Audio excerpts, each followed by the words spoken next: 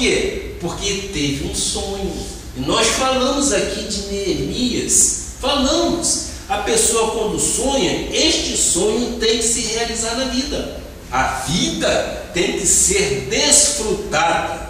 Ora, pequenas oportunidades podem trazer grandes resultados. Reconheça as chances que Deus te oferece.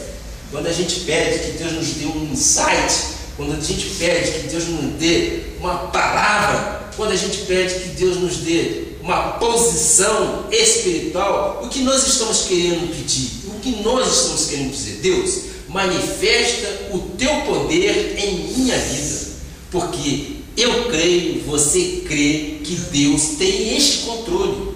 Nós dependemos dele. Nós não nos estribamos no nosso conhecimento, conforme diz o profeta Salomão.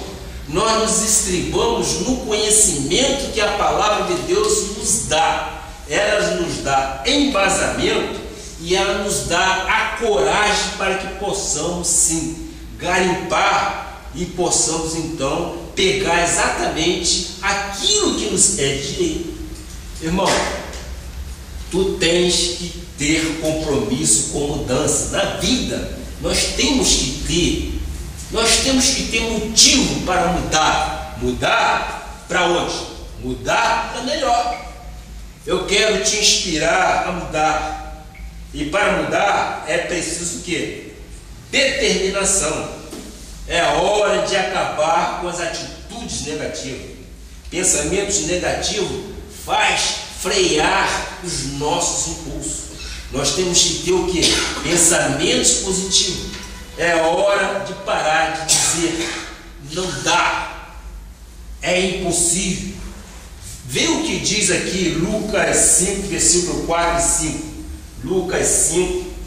Quando acabou de falar, disse a Simão: faze-te ao largo e lançai as vossas redes para pescar. Seguinte, por favor. Respondeu Simão: mestre, havendo trabalhado toda a noite, nada apanhamos, mas sobre a tua palavra lançarei as redes. O que é isto? Ora, houve um pensamento negativo. Houve um pensamento que o Simão falou: poxa, já passamos o dia, a noite pescando e nada pegamos. Mas nosso Deus veio e deixou-lhe um grande recado. Às vezes Deus está dizendo: vai pescar, filho meu. E o filho diz: eu já tentei, não deu nada. Aí eu digo: acaba com isso, meu irmão. Se Deus te mandar pescar, vai pescar. Tu vais ver, os peixes vão arrebentar a tua rede. Se ele disse que tens que mudar, tu tens que mudar. Você vê o que diz o sábio Salomão aqui no Provérbio 21, 23. Diz o seguinte: o que guarda a boca e a língua guarda a sua alma das angústias. É verdade. Irmão, guarda a tua boca de falar coisas erradas. Guarda a tua mente de falar, de pensar coisas negativas. Não. O nosso Deus é o Deus Todo-Poderoso que nos dá coragem para vencer. E essa luta não é minha. Esta luta é do nosso Jesus Cristo. Ele vai à frente de tudo. Então, guarda a tua boca de falar coisas erradas, senão a tua alma vai sofrer angústia. Se nós falarmos coisas erradas, contrárias àquilo que diz a Bíblia, ora, a alma vai sofrer angústia. Pare de dizer que é impossível. Essa palavra não existe para nós, porque tudo se torna possível com Deus. Deus está dizendo que vai remover os limites para mais longe. Neste momento eu gostaria de ilustrar a ideia de determinação que já foi mostrada na televisão durante as Paralimpíadas. Nós já vimos isso em algumas vezes. Ou seja, os jogos disputados por deficientes físicos. Quem já viu isso? Acho que todos nós já tivemos a oportunidade de ver. Eu acredito que você também já tenha visto isso. Então, eu quero aqui relatar o seguinte: quero te falar de uma atividade muito interessante que mostraram na televisão, sim. Lançamento de dardo por pessoas cegas. Quem já viu isso? Eu já vi. Que coisa mais incrível! Lançamento de dardos por pessoas cegas. O lançador de dardos tinha que correr até uma determinada linha e dali lançar o dardo. Mas por ser cego, ele não podia ver a linha, a linha fatal, a linha final. Então havia um treinador que corria do lado dele e dava um grito. Quando ele dava esse grito, ele se preparava para o lançamento, porque ele sabia que era chegada a hora.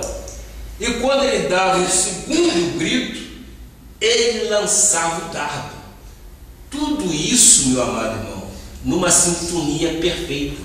A pessoa cega não via a linha, não via o dardo, não via onde ia cair, mas tinha uma sincronização perfeita com a voz do treinador. E disso daí nós podemos tirar para as nossas vidas.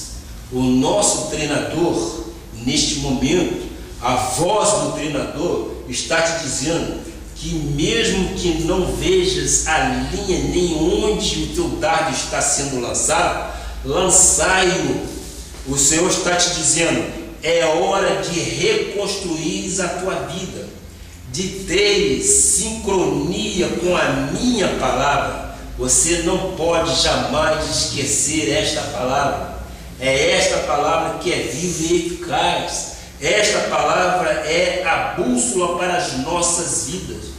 Mesmo que ainda não vejas, por quê? Porque nós vivemos por fé. Fé é a certeza de coisas que se esperam, a convicção de fatos que se não veem. É isso que disse sim o apóstolo Paulo quando escreveu em Hebreus. Amados, agora eu quero exemplificar usando a vida de Neemias. Nós fizemos esse contexto, ou este preâmbulo todo, para chegarmos exatamente nisto que eu quero colocar. Eu quero usar exatamente Neemias, que foi o reconstrutor dos muros que foram derrubados, dos muros de Jerusalém. Falar deste homem bíblico é trazer de volta a inspiração a respeito de mudança, de acreditar, de ser determinado, de estar motivado, de estar empolgado. Nós precisamos. Neemias é um exemplo muito forte de determinação. Neemias é um exemplo forte de mudança, de inspiração de vida. Vamos ver o que diz Neemias 1, versículo 3. Neemias 1, versículo 3. Disseram-lhe os restantes que não foram levados para o exílio e se acham lá na província, estão em grande miséria e desprezo. Os muros de Jerusalém estão derribados e as suas portas queimadas. Então, foi exatamente isto que contaram a Neemias. Foi exatamente isso que colocaram para Neemias. Jerusalém é uma cidade sagrada para todos os judeus. Ela é chamada a habitação da paz, a cidade da justiça, a lareira de Deus, a santa cidade, a cidade do grande rei. A Bíblia chama Jerusalém de fortaleza de Sião. Ela é o centro espiritual do mundo. Deus escolheu Jerusalém para ser o centro dos seus cultos, da sua lei, das suas revelações e proclamações ao mundo. Pois bem, esta cidade, esta fortaleza de Sião, estava com seus muros derrubados, as suas portas queimadas. Enfim, uma verdadeira ruína, uma verdadeira catástrofe. Irmão, esta figura de Jerusalém queimada e derrubada é a figura de muitas pessoas hoje em dia. Pessoas que são importantes para Deus, pessoas que são preciosas para Deus, como Jerusalém é aos olhos de Deus, mas que por circunstâncias, por ventos, por chuvas ou por situações difíceis foram derrubados pela vida. Quando Neemias, que era um copeiro, sem nenhum preparo social, que não tinha feito qualquer curso de urbanismo, nós sabemos disso, ou de engenharia, de reconstrução, nem tampouco técnico em edificações, se viu diante de Jerusalém naquele estado. Sabe o que ele fez? Sim, ele chamou para si a responsabilidade. Ele não aceitou a situação que era vista. Ele não aceitou porque lá foram enterrados seus ancestrais. Ele foi o único homem que não se conformou. O rei, os governadores devem ter dito: paciência com Jerusalém. Os magistrados não tomaram nenhuma atitude. Dentre todos, somente um homem não aceitou a situação. E o meu desejo é que tu sejas agora revestido desse homem. E como ele, não aceites a situação adversa que podes estar atravessando agora na tua vida. Eu quero sim, eu gostaria que tu sejas o Neemias de tua família. Eu gostaria que tu sejas o Neemias de tua empresa, dos teus negócios, e que digas: com Deus eu sou capaz de restaurar esses muros. Faz como Neemias fez, faz como ele pensou. Se o rei não quer, os governadores e os magistrados não querem, eu trago a mim esta responsabilidade. Meu amado, eu não aceito faltas, crises, derrotas, filhos em droga, mentiras, traições, repúdio dentro da família. Tu, como Neemias, não podes aceitar essa situação. Neemias teve uma visão, conforme nós tivemos a visão.